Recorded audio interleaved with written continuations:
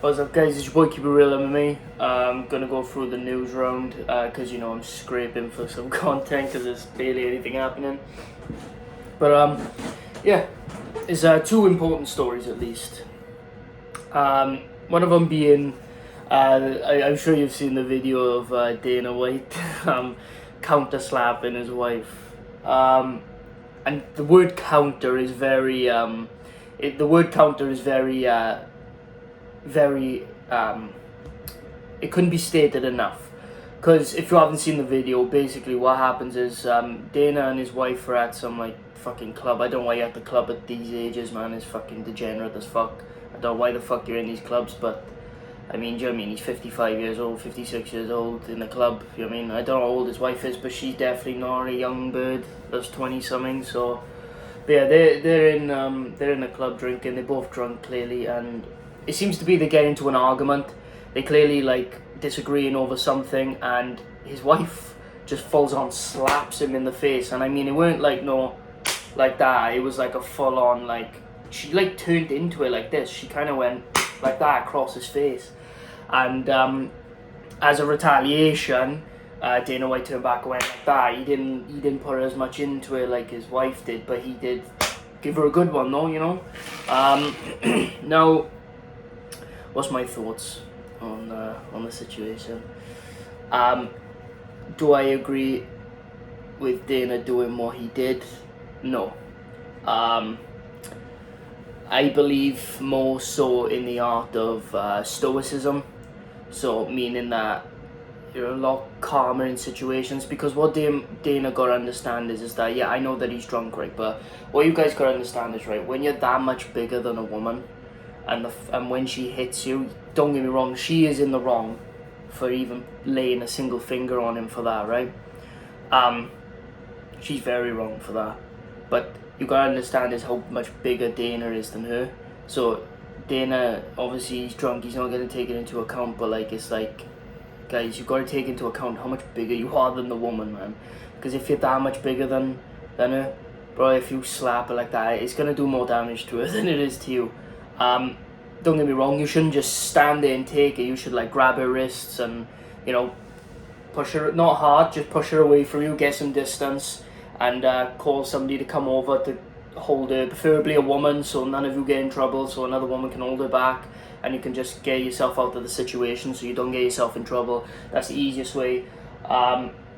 Like the thing is, right, personally, I don't get like super angry if a man hits a woman back, because it's kind of like this is how I look at it, right? I don't get super angry. I don't get angry per se, even if, like I said, the guy's much bigger. I just look at it as like, she should know better. Like, she should, like, this is a tip for like, if there's any females that watch my channel, right?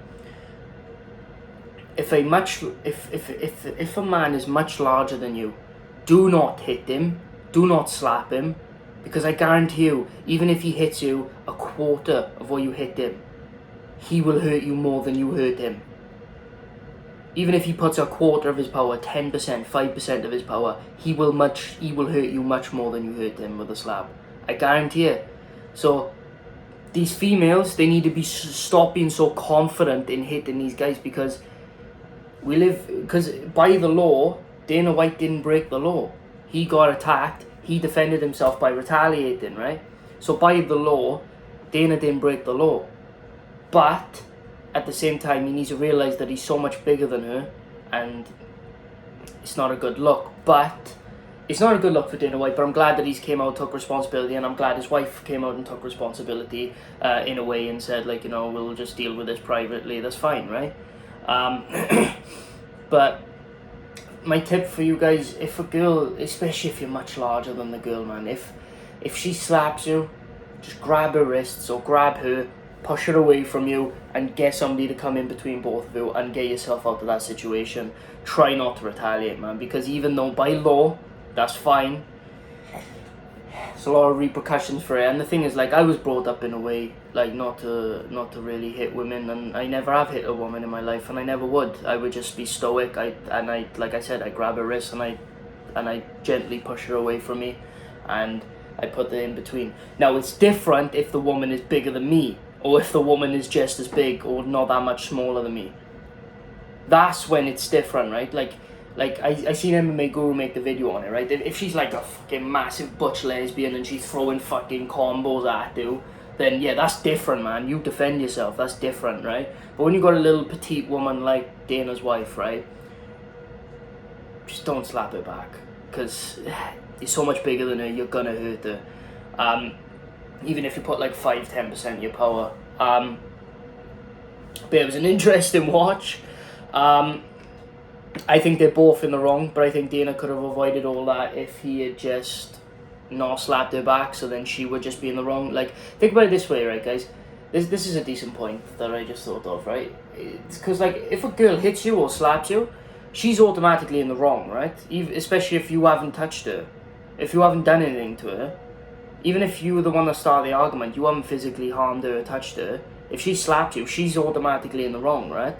So just let her be in the wrong. Just take it, grab her wrists, push between, get somebody to come in between.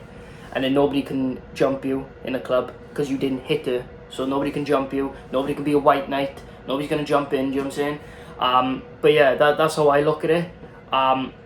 So yeah, it is a very bad look on Dana, and I can see why, because she's so much smaller than him.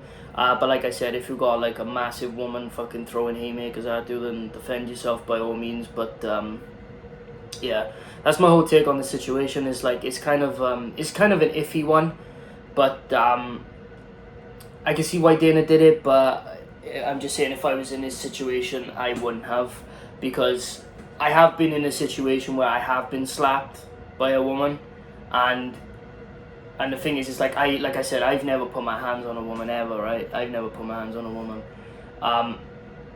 Where when the girl slapped me, she didn't slap me that hard. She just like she went like that. Like it weren't that loud of a connection. But all I did was I just grabbed her and I pushed her away and I just walked away. It happened in school. It was like years ago, but like that's how I dealt with it, so I didn't get in any trouble or nothing like that. But yeah, that's my take on the situation. That's how I see it. But I can see why he did it, though. I can see why he did it. But yeah, on to actual fight news. Jack Della Maddalena versus Randy Brown has been announced for the Perth card. Kudos to Randy Brown for stepping up, but I am picking Jack Della Maddalena. Randy Brown has fought tougher opponents, don't get me wrong, but he got a robbery decision win over Chaos Williams. He clearly lost that fight. But the fact is, he's making all of these fights close, and he struggles to get into the rankings in a way, because it's like he'll beat one guy and then he needs one more win before he can actually get a ranked opponent, and then that opponent beats him. So it's like the Nico Prices of the world, the Vicente Luques, like they beat him and then go on to fight the ranked opponent. So he's kind of like a ranked a ranked fight gatekeeper in a way. He's a good fighter though, man, but he's keeping like fights with Ronaldo very close, getting robbery decision wins over Chaos Williams, keeping the fight with Jared Gordon very close. That was a close fight. It was quite close. It wasn't like super close, but it was close. And like, you got to put yourself in the perspective of, right, non-biasly, right, think to yourself, what would Jack Della Maddalena do to these people? I mean, look what he did to Danny Roberts, who had a very close fight with Ronaldo, and obviously look at the way Randy Brown fought Ronaldo. And I know MMA math doesn't work like that, but just think about what Jack Della Maddalena would do to these opponents. I generally think he would finish Ronaldo inside 2 rounds. I think he would beat Chaos Williams by decision, but actually winning or by robbery. Look what he did to Ramzan Manif, and I know Danny Roberts got the decision over him, but that was a robbery. Just look at what Jack Della Maddalena is doing to these opponents. And the thing is, right, Jack Della Maddalena is 26. Jack is 26. And Randy Brown is like 31, 32. He needs to get it done now. And I just don't see him beating an up-and-comer like Jack Della Maddalena, man. Like, his boxing is too slick. And the problem with Randy Brown is, right, his defense is secretly trash. And nobody really notices this, right? This is how Chaos Williams dropped Randy Brown. Randy Brown was exiting super slow and keeping his guard like this. And what happened was, as he came out, he left his neck up, so he kind of went like that. And Chaos Williams, you know, he swings wild, he's not technical at all, but he managed to catch with a straight, I think it was a straight shot, as Randy Brown was exiting, caught him right on the chin and dropped him. And Randy Brown even admitted that he dropped him. That's what lost him the fight. But the judges got it wrong. But yeah, Randy Brown even admitted that it dropped him, it hurt him. And if you get somebody as technical as Jack Della Maddalena, that's going to more than drop you. And he's going to do it multiple times. Because, and it's not just that though, he wouldn't attack it the same way Chaos is, because Chaos just swings like a retard. But what Jack Della Maddalena is going to do is, if Randy Brown's standing all tall and getting tall, it's all good being tall with someone like Chaos Williams, because he's going to swing wild, non-technical. Same as Francisco Trinaldo, he's going to swing, he's going to like throw very heavy shots. You're going to be able to get tall and back up slow. But what's Jack Della Maddalena going to do? Rip to the body every single time. He's going to do it constantly. And I don't see Randy Brown being able to take those shots. I think he'll get finished inside 3 rounds. I think he'll get finished by a body shot, a liver shot. That'll drop him. And I believe that he'll get TKO'd while he's down. Jack Della Maddalena, man, hell of a fighter. I truly believe that, you know, if he continues to work on his takedown defense, continues to work on those areas of his game, I truly believe that he can compete with the likelihoods of the Shavkats and maybe even the Hamzats one day. I really like his potential. He's 26 years old. He's a great striker, man. He's very slick. His boxing is crazy. I have high hopes for this guy. I have high hopes for him, and I truly believe that he can get it done. I really do. So I got him by 3rd round TKO over Randy Brown. And the next piece of news is literally the only news left. Mike Perry called out Donald Cerrone.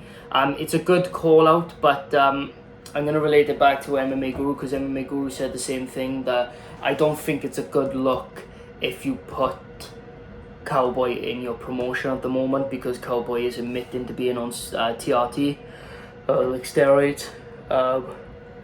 He's admitted to being on them, you know, for the strength. I truly believe, right, because his testosterone is decreasing, because obviously he's getting older, I truly believe that he's using it to up his testosterone, up his strength.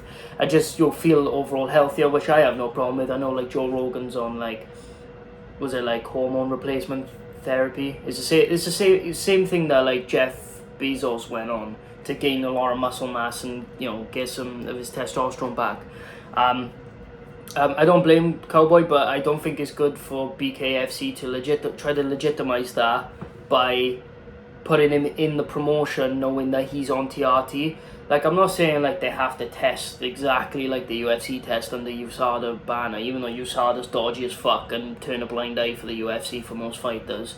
Well, just for the fighters the UFC want them to turn a blind eye for. Usman, Adesanya, John Jones. John Jones, the suspension were light, and on top of that, they tried to avoid, and the whole fucking the train going past, the whole bullshit with Brock Lesnar against Mark Hunt. But then they test people like Yuri Prohaska like too many times a month. Like, it's crazy. I can see why Conor was allowed to go on steroids, because Conor was outside of the testing pool, but still they turn a blind eye to that. So yeah, but other than that, I mean, it's not too bad. I mean, it's just I think it's a good fight. I mean, Don Cerrone makes some money, Mike Perry making some more money. I mean, I don't have a problem with that. Could chuck maybe Diego Sanchez, Dan Hardy on there. If you want to bring back Michael Venom Page for a fight, why not? So yeah, you got these options right now, but there's so many options like BKFC can do with Mike Perry at the moment that I believe that like they can actually get some good money fights out of him. I know he's made some decent money with BKFC already and that Triad Combat. So I mean, just feed him some people, man. I mean, I know he lost to Don Cerrone in MMA, but this is BKFC now, baby. So, but if Don Cerrone's on steroids still by the time of the fight, then I mean, he's got a good chance. But yeah, yeah, guys, that's basically it for like the MMA news cycle. I mean, like I said, there's not too much going on right now because obviously the fights ain't happening yet. There's still a couple of weeks. Obviously for the first card of the year in January, the Brazil card, and then obviously got Perth in February. and then March is supposed to be London. My friend suggested us getting tickets to go to UFC London, because as you know, I live in the UK, I live in Wales. So London is still super far, but obviously I don't have to take no fucking flight for or anything. So that would be pretty cool. If I could get tickets to that, I'll have to let you guys know about that. But yeah, anyway guys, thank you so much for watching. If you're new, please like and subscribe. As you can tell, I keep it real MMA. Recently hit 105 subscribers. This is crazy, man. I've had this channel for like 5 months. So yeah, the growth has been nuts. Thank you so much for watching, guys. I really appreciate it. This is Keep It Real MMA. I'll see you guys in the next video. Peace.